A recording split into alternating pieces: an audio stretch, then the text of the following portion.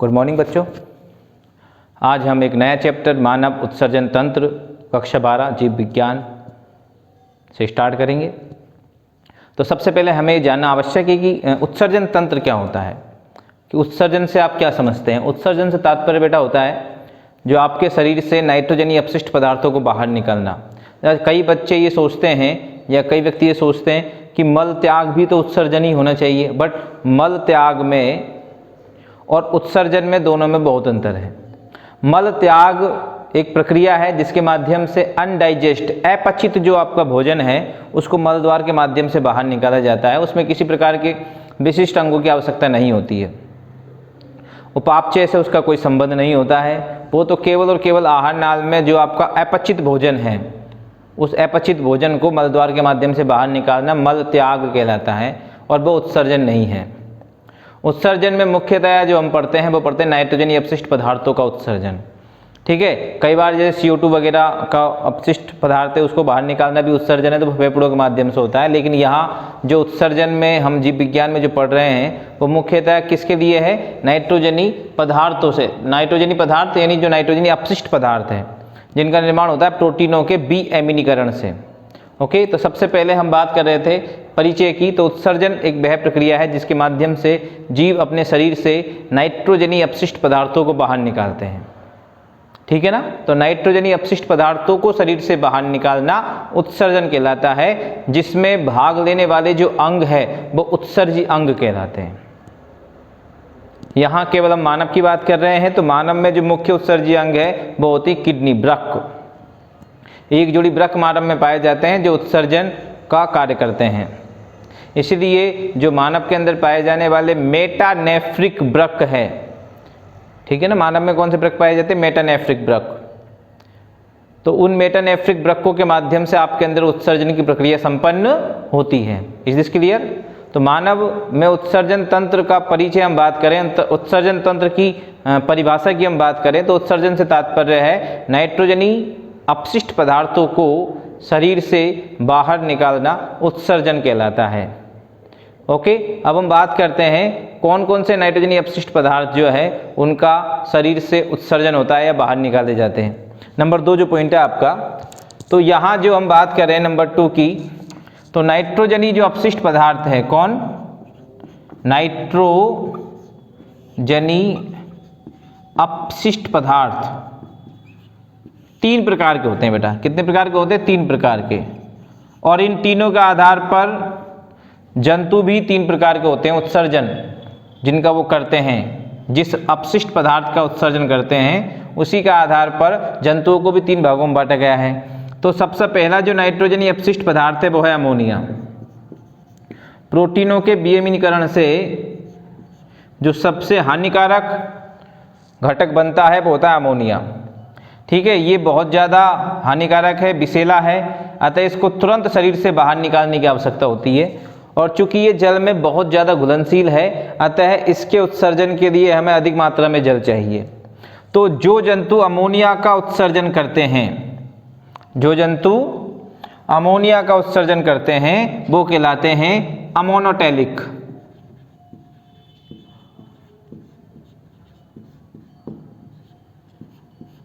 ठीक है, इसमें मुख्यतः कौन से आते हैं आपके, प्रोटोजोआ, पोरीफेरा। एग्जाम्पल क्या है इसके, प्रोटोजोआ,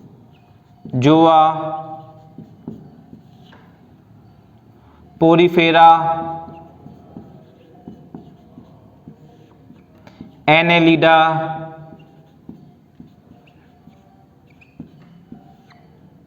मोलस्का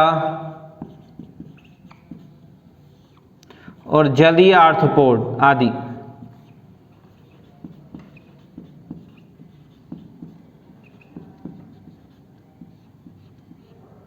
बेटा ये इसके सारे क्या है, एग्जाम्पल है किसके, अमोनोटेलिक। यानी वे जंतु जो अमोनिया का यानी अमोनिया नामक नाइट्रोजनी अपशिष्ट पदार्थ का उत्सर्जन करते हैं वो अमोनोटेलिक कहलाते हैं। मानव तो इनमें कहीं है ही नहीं है, पर हम पढ़ रहे हैं मानव को उत्सर्जन तंत्र। लेकिन हमें पता होना चाहिए कि कौन कौन से नाइट्रोजनी अपशिष्ट पदार्थ जीवों में पाए जाते हैं और जिनका उत्सर्जन जीव करते हैं उत्सर्जी अंगों के माध्यम से। तो दूसरा बेटा यहां पर जो है वो क्या है, यूरिया।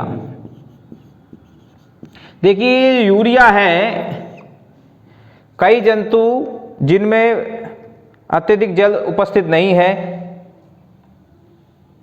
वो क्या करते हैं, इस अमोनिया को किसी एक विशेष प्रक्रिया के माध्यम से यूरिया में परिवर्तित कर देते हैं। ठीक है, अमोनियम आयनों को, इन अमोनिया को किसी विशेष प्रक्रिया के माध्यम से यूरिया में परिवर्तित कर देते हैं। जैसे हमारे अंदर भी होता है, हमारे अंदर हमारा जो लीवर है, यकृत है, उसमें एक साइकिल पाई जाती है, ऑर्निथिन साइकिल, ऑर्निथिन चक्र, जिसके माध्यम से यूरिया का निर्माण होता है। ठीक है, ये अपेक्षाकृत कम हानिकारक है। हानिकारक तो है, इसीलिए तो हम इसको अपशिष्ट बोल रहे हैं, इसीलिए तो इसको बाहर निकाला जा रहा है। यदि हानिकारक नहीं होता तो इसकी आवश्यकता क्या है बाहर निकालने की, फिर हमें उत्सर्जन तंत्र की आवश्यकता ही नहीं पड़ेगी। तो हानिकारक तो यूरिया भी है, लेकिन अमोनिया की तुलना में अपेक्षाकृत कम हानिकारक है, और घुलनशील भी जल में ये कम होता है, तो इसके उत्सर्जन के लिए कम जल की आवश्यकता होती है। किसकी आवश्यकता होती है, कम जल की आवश्यकता होती है। और जिन जंतुओं में यूरिया का उत्सर्जन होता है वो कहलाते हैं यूरियोटैलिक। क्या कहलाते हैं, यूरियोटैलिक। समझ में आया, नंबर 1 अमोनोटैलिक, नंबर 2 यूरियोटैलिक। ठीक है भैया, इसके हम एग्जाम्पल की बात करें, किसके एग्जाम्पल की, यूरियोटैलिक की। तो सबसे नंबर 1 तो आपका क्या आ जाता है, मनुष्य है। ये मनुष्य यानी स्तनी, जितने भी स्तनधारी है वो सब इसमें आ जाते हैं।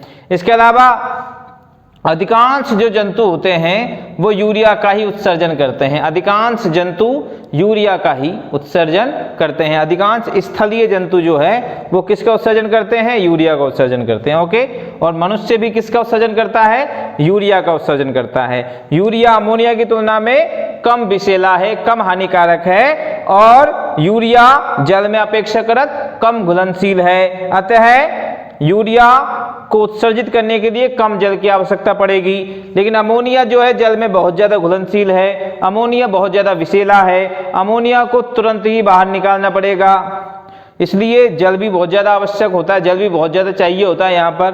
तो जितने भी अमोनोटैलिक जंतु वो ज़्यादातर जलीय जीव होते हैं जिनमें जल की कोई विशेष कमी नहीं होती है। यूरिया कम हानिकारक है, इसलिए इसको स्टोर किया जा सकता है, इसलिए इसको स्टोर किया जा सकता है कुछ समय के लिए, और जल में घुलनशील भी कम है तो इसको उत्सर्जित करने के लिए अपेक्षाकृत कम जल की आवश्यकता होगी।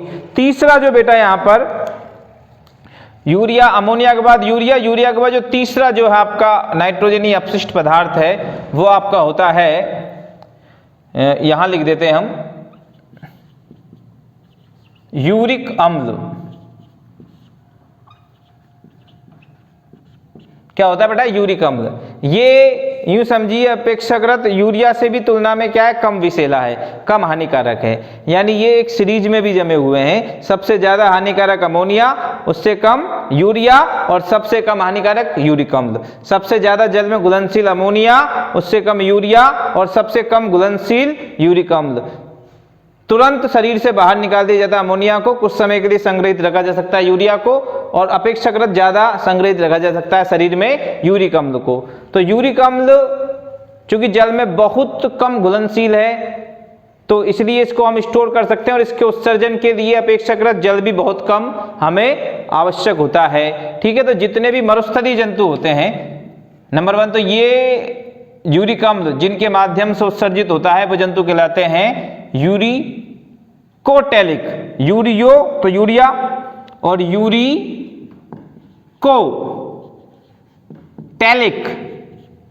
यूरिकोटैलिक कौन हो गए, जो यूरिक अम्ल का उत्सर्जन करते हैं। ठीक है, और इसके एग्जाम्पल में आपके आ जाएंगे ज्यादातर मरुस्थलीय जंतु, ये यूं कहें सभी मरुस्थलीय जंतु मुख्यतः क्या होते हैं, यूरिक अम्ल का उत्सर्जन करते हैं। ठीक है, इसके अलावा कुछ पक्षी हैं, इसके अलावा सरीसृप हैं।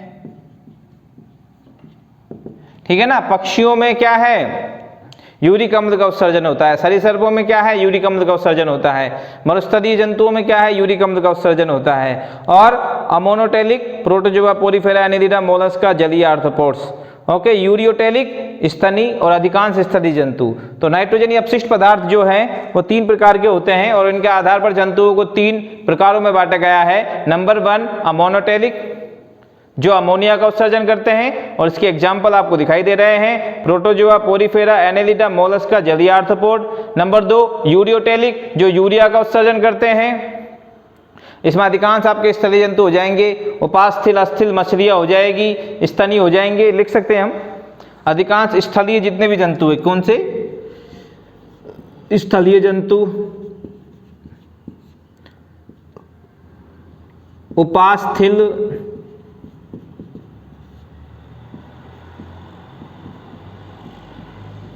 मछलियां, अस्थिल मछलियां, स्थलीय और मछलियां भी हैं कुछ इसके अंदर। यूरिया, यानी जो यूरिया का उत्सर्जन करते हैं वो यूरियोटेलिक। और नंबर 3 यूरिक अम्ल है, जो यूरिक अम्ल का उत्सर्जन करते हैं वो जंतु कहलाते हैं यूरिकोटेलिक। क्या कहलाते हैं? यूरिकोटेलिक। और इसमें एग्जाम्पल अधिकांश क्या है? मरुस्थलीय है, पक्षी है और सरीसृप है। अब देखो यहाँ पर क्रम भी याद रखना है आपको। अमोनिया सबसे ज़्यादा विषैला है, जल में सबसे ज़्यादा घुलनशील है। यूरिया उससे कम विषैला है, अपेक्षाकृत कम घुलनशील है। और सबसे कम विषैला है यूरिक अम्ल और सबसे कम घुलनशील है जल में। ओके, तो यहाँ पर आपका नाइट्रोजनीय अपशिष्ट पदार्थ के आधार पर 3 प्रकार के जो जंतु थे वो हो गया आपका क्लियर। अब हम बात करेंगे मानव उत्सर्जन तंत्र की। किसकी बात करेंगे? मानव उत्सर्जन तंत्र की। तो देखिए यहाँ हमने एक डायग्राम आपको पहले से ही बनाया हुआ है जिससे कि आपका समय ज़्यादा खर्च ना हो। तो मानव उत्सर्जन तंत्र की हम बात करें तो मानव के अंदर उत्सर्जन की प्रक्रिया में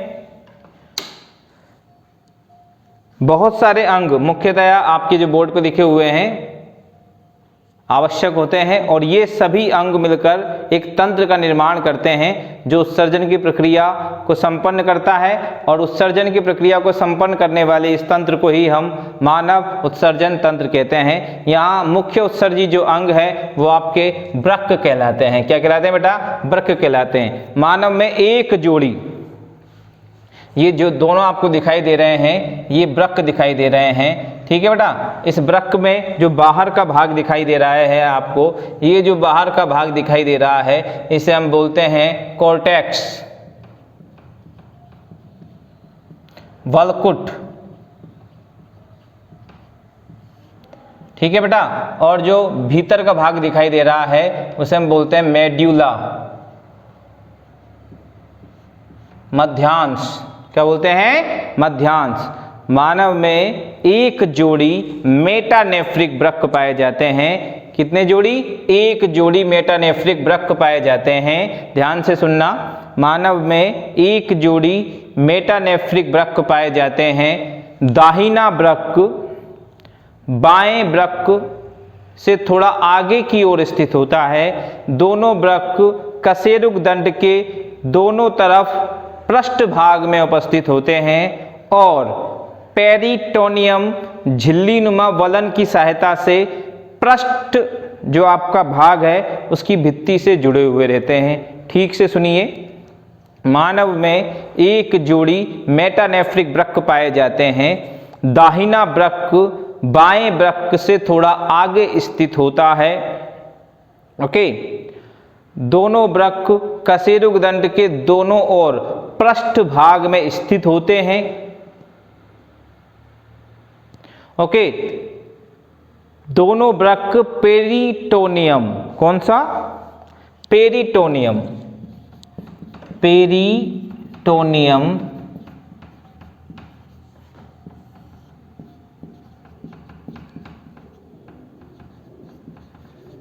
झिल्लीनुमा, पेरिटोनियम झिल्लीनुमा वलन की सहायता से पृष्ठ भित्ति जो है उसकी सतह से जुड़े हुए रहते हैं। वृक्क का बाहरी भाग कॉर्टेक्स कहलाता है, भीतरी भाग मेड्यूला कहलाता है। दोनों वृक्कों पर एक टोपीनुमा संरचना दिखाई देती है जिसे हम एड्रिनल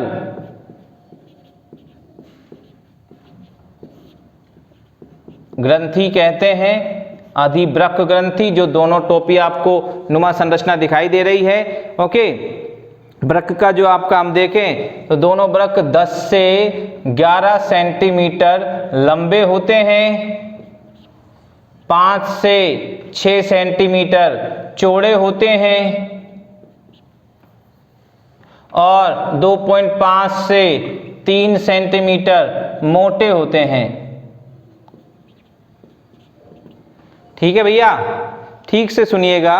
दोनों वृक्क यानी प्रत्येक वृक्क 10 से 11 सेंटीमीटर लंबा होता है, 5 से 6 सेंटीमीटर चौड़ा होता है और उसकी मोटाई कितनी होती है बेटा?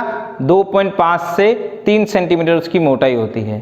ठीक, वृक्क का जो बाहरी भाग है, ये जो बाहरी भाग है वो कॉर्टेक्स कहलाता है, भीतरी भाग जो है मेडुला कहलाता है। इसका जो ये बाहरी पृष्ठ है वो उत्तल होता है, उत्तल का मतलब इस तरह से, और भीतरी भाग जो होता है दबा हुआ है ना वो तो अवतल होता है। क्या होता है? अवतल होता है।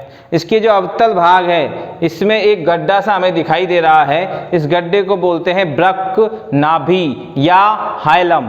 क्या बोलते हैं? हाइलम बोलते हैं। क्या बोलते हैं? हाइलम बोलते हैं। हाइलम इसको हम कहते हैं, वृक्क नाभि। इस हाइलम की सहायता से वृक्क धमनी इसमें प्रवेश करती है। वृक्क धमनी वृक्क में प्रवेश करती है।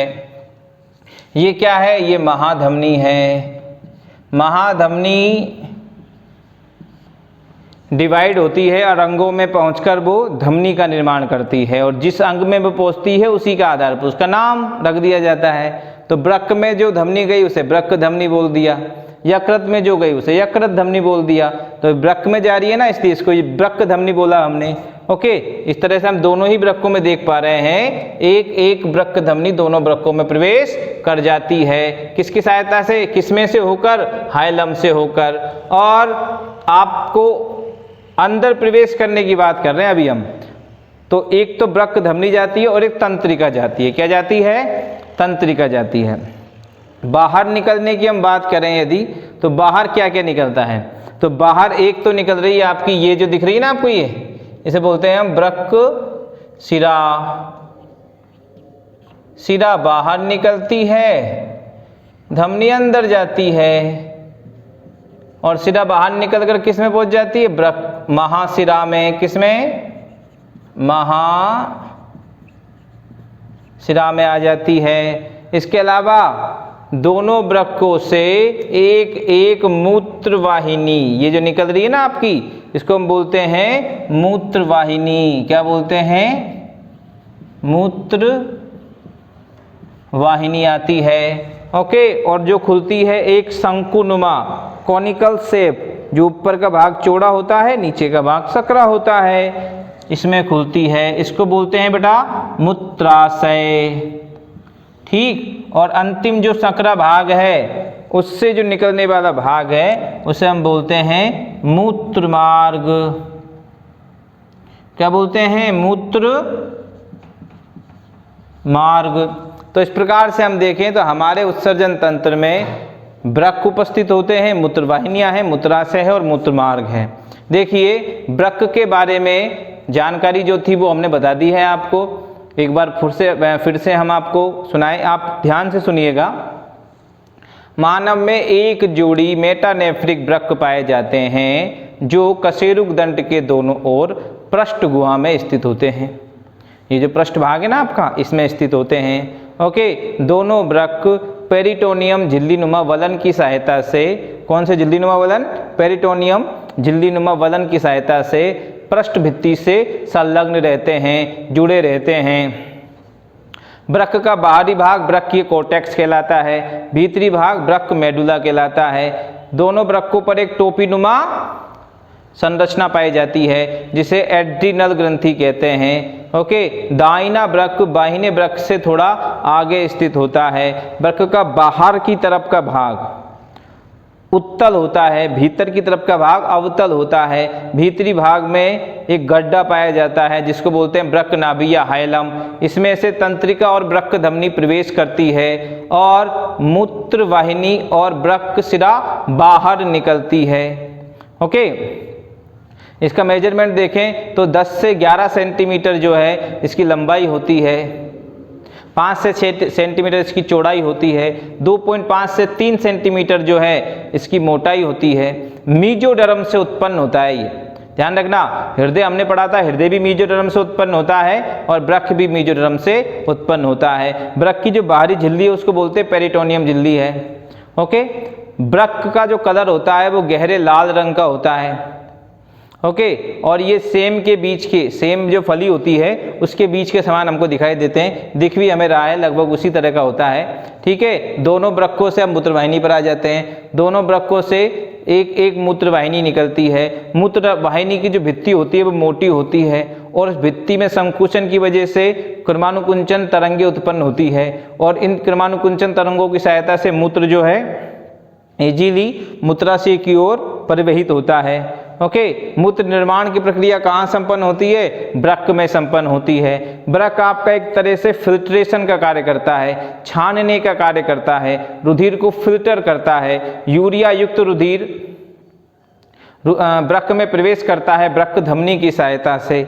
ओके, और यूरिया रहित रुधिर वृक्क शिरा के माध्यम से बाहर निकल जाता है। इस प्रकार से जो यूरिया और अपशिष्ट पदार्थ, रंगा पदार्थ, जो भी आपके अपशिष्ट पदार्थ हैं वो सारे पदार्थ वृक्क में ही रह जाते हैं। उन सभी पदार्थों को मूत्रवाहिनी के माध्यम से पहुंचा दिया जाता है मूत्राशय में। मूत्राशय एक थैलीनुमा संरचना है। क्या है? एक थैलीनुमा संरचना है जिसमें 700 से 800 ml मूत्र का संचय किया जा सकता है। इसका ऊपरी भाग चौड़ा होता है, निचला भाग संकरा होता है, जिसके संकरे भाग पर एक अवरोधनी पाई जाती है। क्या पाई जाती है? अवरोधनी।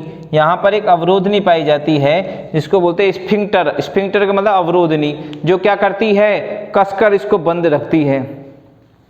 जब आपको मूत्र त्यागने की इच्छा होती है तो ये अवरोधनी शिथिल हो जाती है। शिथिल होते ही जो मूत्राशय में भरा हुआ मूत्र है वो मूत्र मार्ग के माध्यम से बाहर निकाल दिया जाता है। मूत्र मार्ग की बात करें, मूत्र मार्ग जो है वो मूत्राशय से जो अंतिम भाग जो है सकरा भाग है, इससे निकला हुआ एक मार्ग है जिसकी सहायता से मूत्र को उत्सर्जित किया जाता है, बाहर निकाला जाता है। पुरुषों में ये 15 सेंटीमीटर लंबा होता है, महिलाओं में ये 4 सेंटीमीटर लंबा होता है।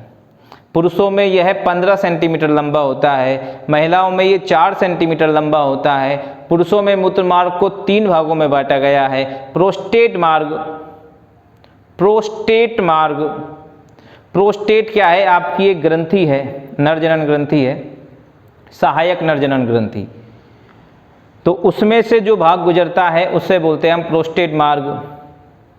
ठीक है, लगभग 2.5 सेंटीमीटर ये होता है। उसके बाद जो है झिल्लीनुमा मार्ग है, जो शिश्नीय मार्ग और प्रोस्टेट मार्ग के मध्य का बहुत छोटा सा भाग है। ओके, प्रोस्टेट मार्ग जो होता है आपका, जो पहला है आपका, 3 भाग है आपके मूत्र मार्ग के पुरुषों में। कौन कौन से? एक बार सुन लीजिए। प्रोस्टेट मार्ग, प्रोस्टेट कौन कौन से मार्ग है पुरुषों में? प्रोस्टेट, झिल्लीनुमा और अंतिम शिश्नीय। ठीक है, तो यहां हम देखें नंबर 1 जो है प्रोस्टेट, नंबर 2 झिल्लीनुमा, नंबर 3 शिश्नीय। तो ये जो प्रोस्टेट मार्ग है, यहीं पर आपकी जो दोनों तरफ की शुक्र वाहिनियां हैं थी ना आपकी, वासा डिफरेंशिया, यानी अब नरजनन तंत्र पढ़ेंगे तब हम आपको बताएंगे, वो यहीं पर आकर खुलती है। ठीक है, झिल्लीनुमा मार्ग इन दोनों के मध्य का मार्ग है। शिश्नीय सबसे लंबा, जो 13 से 15 सेंटीमीटर लंबा भाग है मूत्र मार्ग का, वो शिश्नीय मार्ग है। जो शिश्न है उसमें कार्पस स्पंजियोसम के मध्य से होते हुए शिश्न मुंड, जो आपका शिश्न का बाहरी और सबसे बाहर का टॉप का अंतिम भाग होता है शिश्न मुंड, उसके मध्य में जो फूला हुआ स्पंजनुमा भाग है उसे बोलते हैं कार्पस स्पंजियोसम। उसके मध्य से ये बाहर की ओर खुलता है और जो शिश्न में से होकर गुजर रहा है इसलिए इसको बोलते हैं शिश्नीय मार्ग। तो नरों में मूत्र मार्ग को 3 भागों में बांटा है, प्रोस्टेट, झिल्लीनुमा, शिश्नीय। सबसे लंबा शिश्नीय मार्ग, नंबर 2 पर प्रोस्टेट लगभग 2.5, और बहुत नगण्य मात्रा में हम बात करें तो सबसे छोटा मार्ग जो है वो झिल्लीनुमा मार्ग है। ओके, तो इसी के साथ जो मानव में उत्सर्जन तंत्र है आपका समाप्त होता है। आप वीडियो को बार बार देखें, अगर कोई चीज़ समझ में नहीं आती है तो उसको बार बार देखोगे तो इसके अंदर जो हिडन फैक्टर्स हैं जो आप नहीं सुन पाए हैं उसको ठीक से आप समझ पाएंगे। ओके, समझ में नहीं आता है तो व्हाट्सएप ग्रुप पर संपर्क कीजिए, मुझे व्यक्तिगत रूप से संपर्क कीजिए। तब तक के लिए घर पर रहिए, सुरक्षित रहिए। धन्यवाद।